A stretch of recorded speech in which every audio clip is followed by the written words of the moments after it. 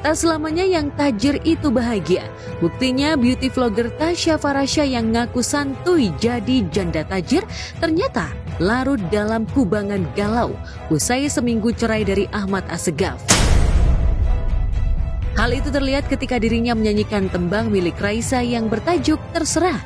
Dalam video berdurasi singkat itu, wanita yang karib disapa Memong itu pamer suara emasnya dan menumpahkan kegalauan hatinya dengan lagu tersebut. Ternyata ini rasanya ditinggal berjuang sendirian. Sudahlah, terus saja bilang terserah. Bisanya kau sekedar pasrah bila tak ada yang benarkah kau ingin menyerah? Udah capek banget gue.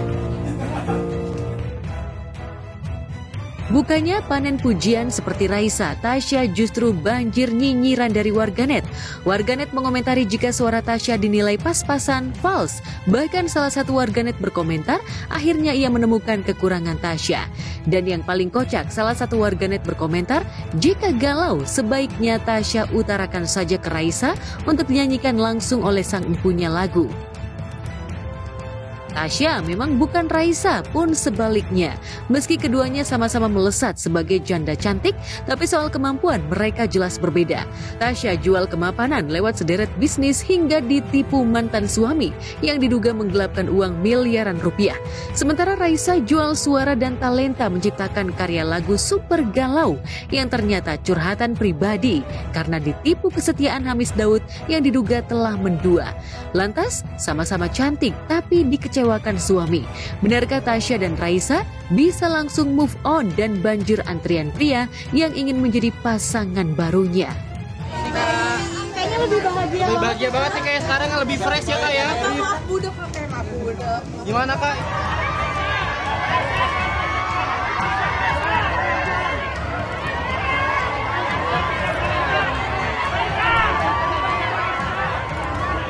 Itu seperti yang sudah saya sampaikan pada yang lalu ya, persidangan lalu, bahwa itu rumor, dan itu juga kan sudah diklarifikasi oleh Mas Hamisnya bahwa itu rumor.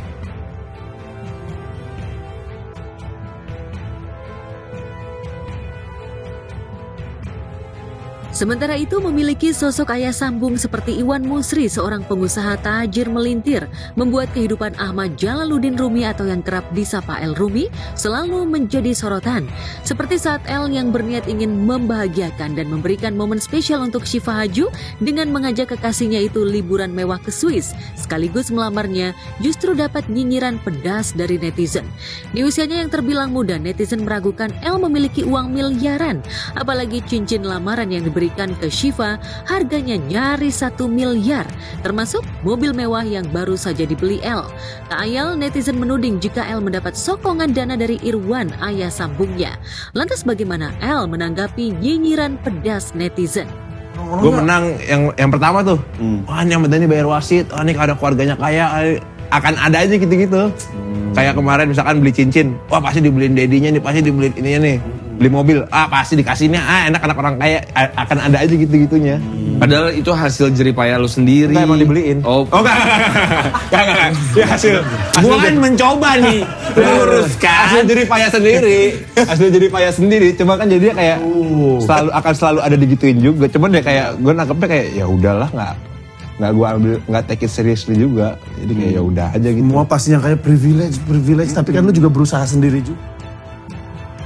Tak hanya soal cincin dan biaya lamaran, kabarnya biaya resepsi pernikahan yang rencananya akan dihelat akhir tahun ini juga akan dibiayai oleh Irwan.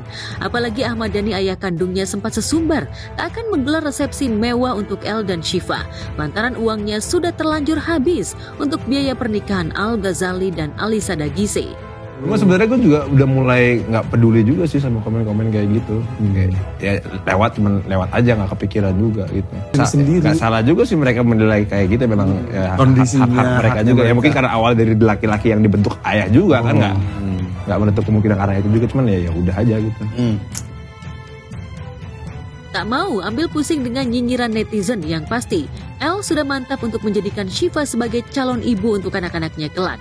Meski beberapa waktu lalu hubungan keduanya sempat diterpa isu miring terkait Elle tanpa sengaja like video Marsha Arwan, mantan kekasihnya, hingga sempat bikin geger publik.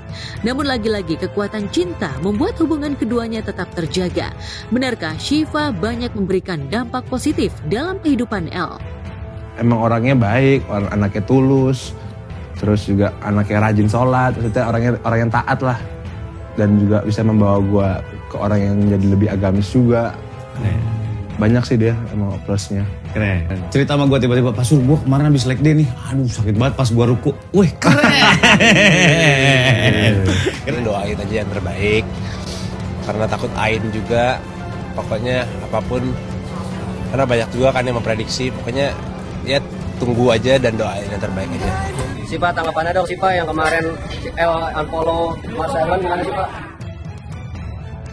Iya, Elle menganggap ujian yang menerpanya kemarin adalah bagian dari ujian menjelang pernikahan.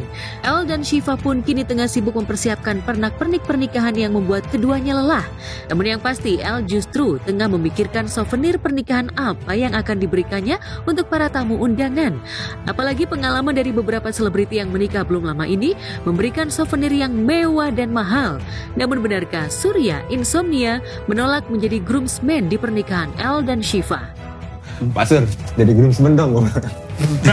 Serius? Gua disuruh jadi groomsman, gua mau, gua bilang. Terus gua ngobrol apa sama groomsman yang lain? Masih pada muda-muda banget gua. Ya sama Pak Sur. Iya Sur, nggak apa-apa lah. Kapan sih El? Ya secepatnya lah insya Allah lah. Oh, belum ada tanggal. Udah, cuma nggak perlu orang-orang tahu kali. Oh, ya ntar juga tahu. Orang sih nantinya akan. Soalnya kan sekarang jadi konten yang gituan. Betul. Di unboxing. Iya, kadang-kadang undangan jadi konten. Dari undangan aja ya, walaupun sekarang kan udah jadi digital ya. Iya. Tapi biasanya kan undangan aja jadi konten. Ini nih undangannya. Terus apa nih? Kayak sekarang kan masuk nih ke nikahan artis misalkan. Ya. Keluar bawa apa? Ya, wartawan depan, nongkrong dia di depan nih. Iya, dibukain satu-satu. Nih, gini nih, isinya kan begitu kan kadang-kadang itu juga jadi takut jadi omongan juga ya. Iya, jadi pressure juga gitu-gitu kadang-kadang harus disiapkan itu.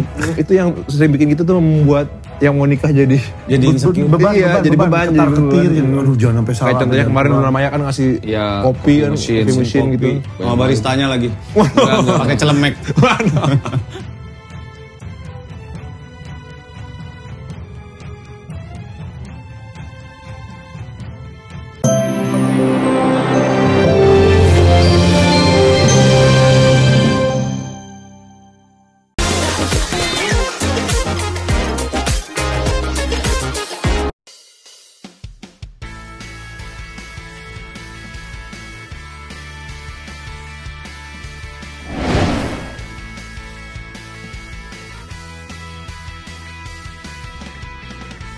Berondong sepertinya memang begitu lekat dengan Ola Ramlan.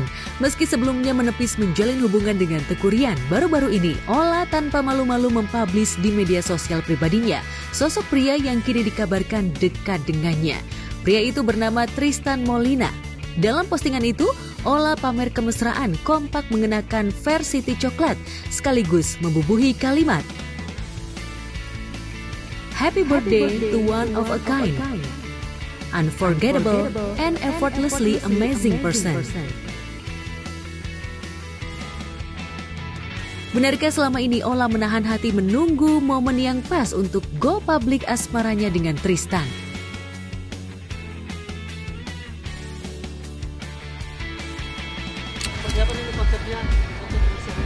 Ya kan itu cuma foto doang, nggak ada konsep apa-apa, biasa-biasa aja.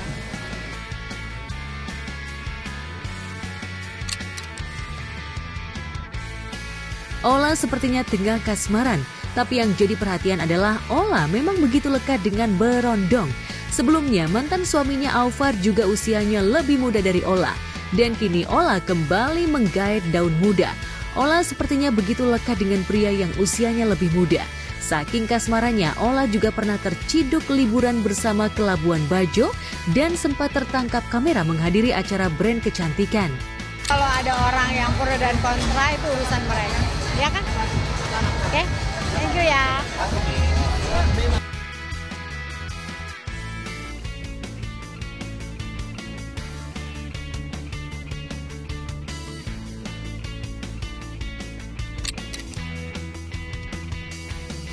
2 kali gagal dalam pernikahan tak lantas membuat Ola trauma untuk jatuh cinta lagi. Lantas akankah Tristan bakal menjadi pelabuhan ketiga Ola atau hanya jadi tempat singgah sementara usai menjanda 3 tahun? Lantas benarkah Tristan masuk kriteria Ola selama ini?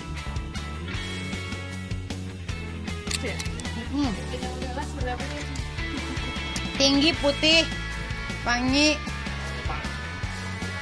Bule. Nggak ada bule. Maksudnya yang penting baik, ya kan? Baik, punya penghasilan, punya kerjaan. Senyum aja paling nggak? 3 tahun hidup tanpa pendamping, gebrakan Ola bikin geleng-geleng kepala. Meski usianya menginjak 45 tahun, penampilan Ola makin berani, seksi, vulgar, dan eksis dengan geng sosialitanya, buka tudung hijab, nge-DJ, dance, hingga saat ini menjalin kasih dengan berondong. Mungkinkah Ola tengah cari jati diri usai digunjing?